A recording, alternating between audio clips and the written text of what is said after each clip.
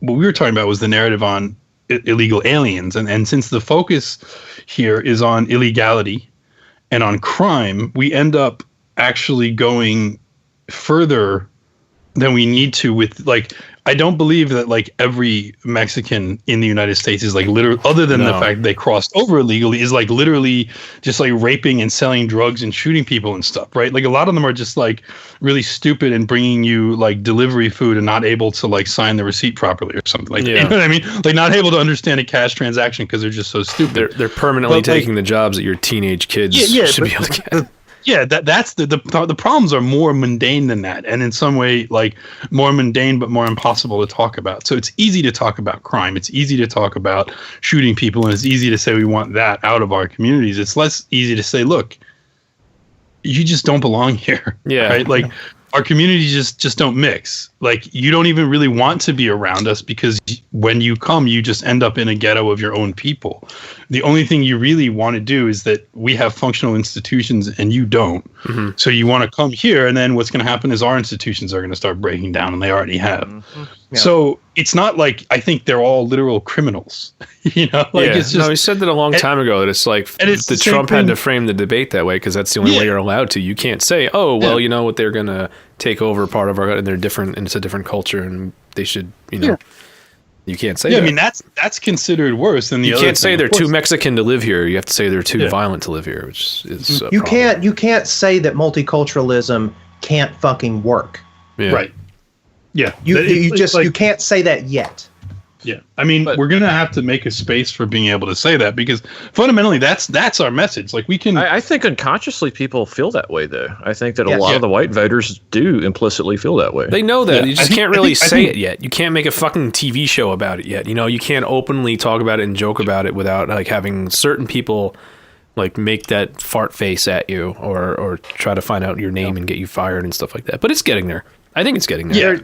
Yeah, I mean, too many Jews in control right now. We've got to break that first. Yeah, right, and that's what it comes down to. That's sort of the essence of this question: is that there's really, and frankly, they're sort of unique in the world, in that they're sort of the one people for whom it is better. Right. You know what I mean? Like, it's not even necessarily better for well, I think for a lot of these people of color and stuff, like, you know, I don't know what's going on with these third world people. Like, they're really kind of not very smart, and they don't organize and they don't get their shit together. So for them, maybe it is better for some of them to come in and then be able to rent seek off our institutions while like if they're rational, you'd be like, shut the door on your way out. Like you got enough through that it's not making a huge impact. You're successfully rent seeking and doing pretty well. Like, but because of your sort of innate solidarity with your own group, you're going to want to bring more over. You're going to want to bring your cousins, you're going to want to bring your friends, and then they're going to want to bring their people, and it's just like this ever larger cascade of people. But if you thought about it, you would realize, like, but of course they don't think about it because they're not particularly bright. But really, the people that do thrive in that environment are Jews, frankly, because they want to be in a multicultural society because there's less focus on them being a highly successful, slightly different group, right? Which is what always got them in shit before. It's like, hey, everybody's white and we're Jewish, and whoops, how do we end up in control of all the money in banks and media? How'd that happen? Oops. But now it's like, oh, well, no, it's just everyone. We're all just swimming in this sea of multiculturalism. And no, don't point out who I am. Don't look over here.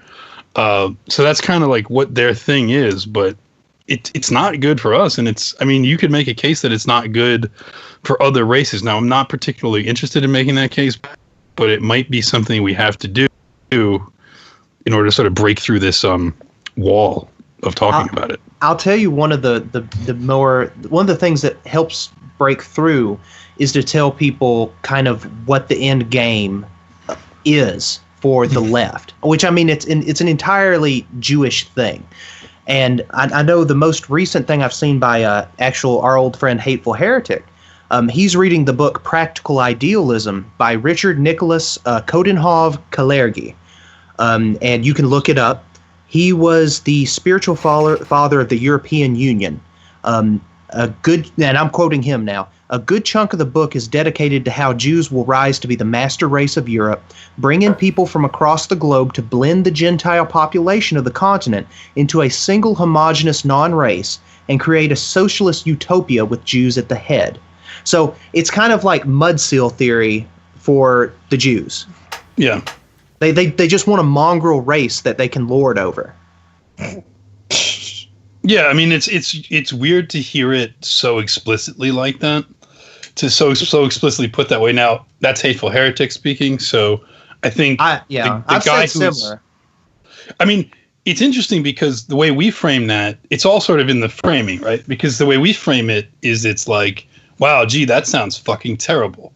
Yeah. Right. But when you hear leftists talk about it, they put it in these idealistic, glowing terms about, like, we're gonna get rid of poverty, violence, and hatred because that's all caused by divisions. So we're just gonna get rid of all divisions, all distinctions, all religions, all races. It's all gonna be done away with. And this is why they elevate Imagine All the People.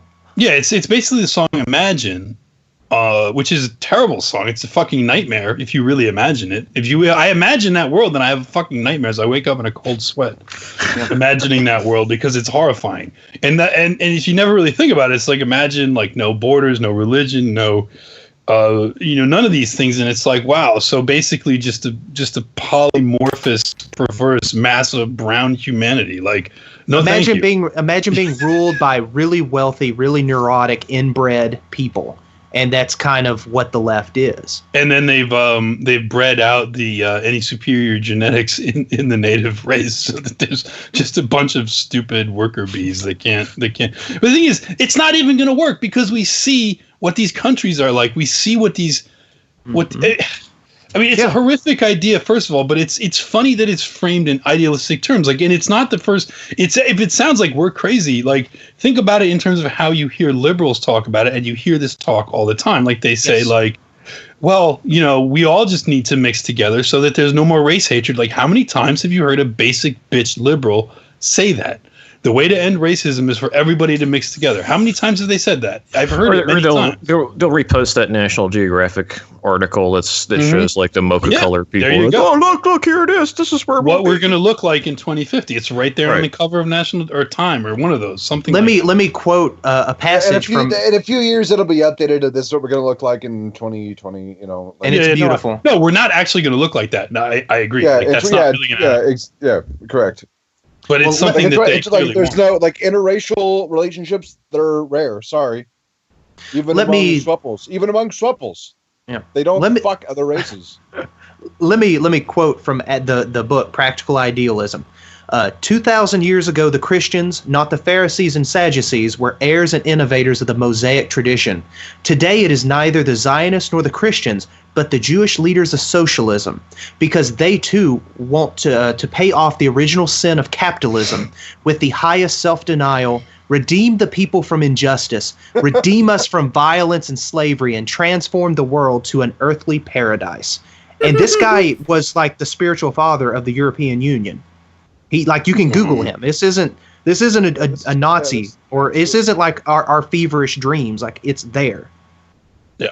Yeah, I mean, that's pretty typical sounding from Jews from that era. I mean, it's very Yuri Slezkin. Yeah, if you've read Culture Critique, they say stuff like that all the time. Yeah, it's right there. All you have to do is just look. Fuck, like there's the Solzhenitsyn, that book 2,000 Years Together, that has never been translated into English because no one will allow it. You can find it in French and Russian. And what we need to do is we need to find somebody that'll translate it for us. We need to find a way to do that. Get countercurrents on that. That's the kind of thing that they do. Jesus. But because Solzhenitsyn was like a hero because he was portrayed as a hero to us briefly, like when the Iron Curtain fell, and they were like, here's this brave dissident that's been standing up to the Soviets this whole time and spent some time in the Gulag, and look, he wrote this expose on the Gulag, and we were all sort of high on our own farts about like defeating the Soviet Union. Like, we always defeat the big bad monster, right? Don't we always do that? And so like we're all high on our own supply about that. And so Solzhenitsyn gets elevated as a hero. And then it's like, well, look, if we're talking about a Russian intellectual, non-Jewish, a Gentile Russian intellectual who is critical of the Soviet system. Eventually, he's going to get around to the JQ. Yeah, eventually he's going to get around to it, and it's going to be a thing. I mean, and so you're not going to be able to avoid it. So yeah, I'm sure that they just sort of studiously, because you'll still hear conservatives like normie, basic bitch, even neocons that will say like, like Solzhenitsyn's a hero, like the Gulag Archipelago, and he stood up to these bad, these bad, evil commies that were abusing people. And it's like, yeah, that's all true, but who were those bad, evil commies? Right. And then it's like, they don't want to talk about it. So yeah, because meanwhile, his magnum opus is banned effectively in the United States. Yeah. This guy won the Nobel Prize in Literature, and you'll find him in any basic bitch college course. I read him this past semester. And it's like, that was his magnum opus, and they won't print it because he's literally naming the Jews. It is fucking culture of critique. Should we spam?